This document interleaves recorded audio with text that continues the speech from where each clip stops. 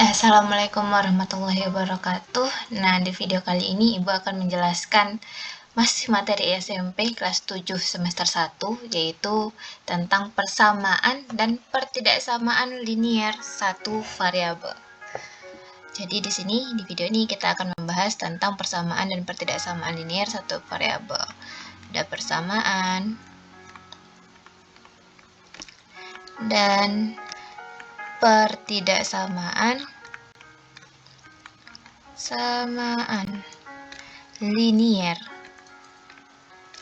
satu variabel. Variabel udah dibahas di bentuk aljabar, yaitu merupakan peubah atau simbol yang mewakili sebuah bilangan. Nah, persamaan berarti kita menggunakan tanda sama dengan. Ini artinya kata hubungnya atau tanda hubungnya itu sama dengan. Ada pertidaksamaan di sini tanda hubungnya bisa tidak sama, bisa besar dari, bisa kecil dari, bisa besar sama, bisa kecil sama. Ini untuk pertidaksamaan. Linier artinya pangkat 1. Pangkat 1 siapa yang pangkat 1? Variabelnya. Pangkatnya 1. Kalau linier pangkat 1, kalau kuadrat berarti pangkatnya 2. Siapa yang pangkat 1? Si variabel. Variabelnya ada berapa? Ada 1. Jadi di sini kita akan membahas persamaan dan pertidaksamaan linier satu variabel. Nah, kalau untuk bentuk aljabar yang biasa, itu berarti kan artinya kita yang aljabar itu mereka merupakan pengganti atau untuk sebuah simbol yang mewakili sebuah bilangan yang kita belum tahu nilainya. Nah, ketika udah masuk pertidaksamaan dan persamaan ini, kita bisa mencari nilai dari simbol tersebut. Berarti bisa kita cari nilai dari variabel tersebut. X itu berapa? X itu dari berapa sampai berapa? Itu kalau pertidaksamaan. Jadi di sini di persamaan dan pertidaksamaan kita akan mencari nilainya. Kalau di bentuk aljabar aja kita cuma tahu ada nilainya, tapi kita belum tahu nilainya berapa. Di sini kita akan mencari berapa nilainya karena kita udah menggunakan tanda persamaan dan pertidaksamaan. Untuk persamaan berarti kita pakai tanda sama dengan, untuk pertidaksamaan kita akan pakai tanda tidak sama, besar dari, kecil dari, lebih sama, kurang sama. Nah, sebelum itu kita pelajari dulu pelambangan atau melukisnya ke dalam garis bilangan, karena ini akan kita gunakan nanti. Jadi misalnya kalau kita ambil aja X dan 2 misalnya. Yang pertama ada X sama dengan 2. Ini artinya persamaan. X sama dengan 2. Ketika dalam garis bilangan, ini bisa kita lukiskan seperti ini. Ada garis bilangan, ada 2. Kalau dia sama dengan sama, berarti kita kasih tanda ini merupakan X sama dengan 2. Iya, kita tahu ini titiknya 2, tapi supaya kita tahu dia sama dengan atau tidak, kita kasih bulatannya penuh. Itu artinya dia sama dengan 2. X sama dengan 2. Sebenarnya boleh dituliskan angka-angka lain, misalnya di sini ada 1, ada 0, dituliskan boleh, tidak dituliskan boleh. Ini 3, ini 4. Tapi kalau ada angka-angka lain, berarti supaya kita tahu nilainya sama dengan 2, kita kasih bulatannya penuh atau dihitamkan. Karena setiap tanda atau lambang itu di garis bilangan itu berbeda gambarnya. Kalau kita masuk misalnya X tidak sama dengan 2. Berarti di sini kita kasih tandanya bulatannya kosong. Jadi artinya di sini 2-nya tidak boleh. Ini berarti ada 2, bulatannya kosong. Boleh dikasih 0, ini ada 0, ini 1, ini 3, ini 4. Yang garis bilangan ini harusnya itu garisnya lurus, digunakan penggaris. Kalau dia tidak sama berarti bulatannya kosong, kalau sama berarti bulatannya penuh atau kita hitamkan. Lalu ada di sini misalnya yang ketiga, X besar dari 2 misalnya. X besar dari 2. Di sini karena besar dari 2 itu artinya dia tidak masuk 2, yang lebih dari 2 aja yang masuk. Berarti ada angka 2. Karena 2 tidak boleh masuk, berarti 2-nya bulatan kosong. Kalau lebih dari 2, ini 3, ini 4, ini 1, ini 0. Berarti bilangan yang lebih dari 2 itu bilangan yang arahnya ke kanan. 3 itu lebih dari 2, 4 itu lebih dari 2. Kalau 0 dan 1 itu lebih kecil dari 2. Berarti yang lebih dari 2 arahnya nanti ke arah kanan. Gini pelukisan dalam bentuk garis bilangan. Biasanya itu kita kasih arsir. Nah, gimana kalau misalnya X kecil dari 2? Kebalikan berarti dari yang X besar dari 2. Jadi di sini ada garis bilangan. Ada angka 2, ada 0, 1, dan 0. Kita kasih panah. Kenapa dikasih panah? Karena itu artinya dia masih berlanjut ke kiri dan ke kanan. Kita hanya bikin sketsa saja. Kecil dari 2 berarti 2 tidak masuk, berarti tidak boleh sama dengan 2. Kita kasih bulatannya kosong. Kecil dari 2 berarti bilangan yang kecil dari 2 yang arahnya ke kiri. Kecil dari 2. Ini yang namanya kecil dari 2. Jadi pelambangan atau pemberian bulatan penuh dan bulatan kosong itu sangat bermakna, jangan terlupa. Yang kelima, misalnya X besar sama dari 2. Mirip dengan yang X besar dari 2 aja, tapi bedanya nanti di bulatannya. Karena kita X besar sama dari 2 atau lebih sama dari 2, itu 2-nya boleh ikut, karena dia pakai sama.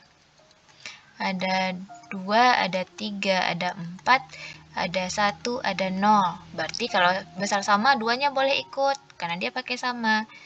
Berarti setelah itu kita kasih hitam, kita arahkan ke kanan, karena dia lebih besar. Jadi kalau bilangannya lebih besar, itu bilangan yang di sebelah kanan dari bilangan yang jadi patokan kita.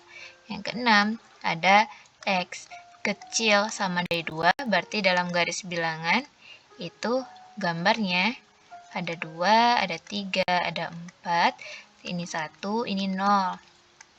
Pakai sama, berarti kita kasih bulat penuh, arahnya ke kiri, karena dia lebih kecil. Nah, seperti ini gambar kalau dalam bentuk garis bilangan. Nanti kalau untuk yang pertidaksamaan, garis bilangan ini akan sangat berguna. Nah, jadi kalau konsepnya kalau sama kita kasih bulatannya penuh, kalau tidak sama kita kasih bulatannya kosong. Kalau besar arahnya ke kanan, kalau kecil arahnya ke kiri, karena garis bilangan itu semakin ke kanan nilainya akan semakin besar.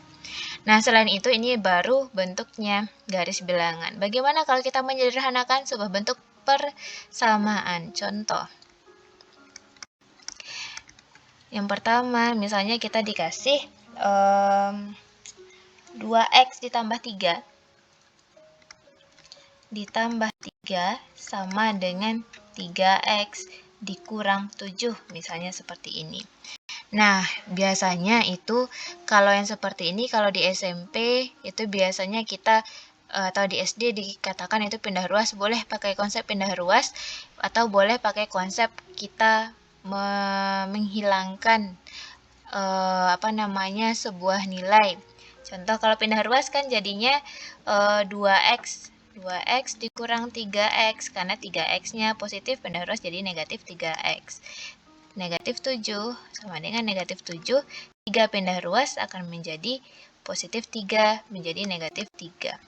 2 dikurang 3x, ini variabel sukunya sejenis, berarti boleh kita kurang, jadinya negatif x akan sama dengan negatif 10.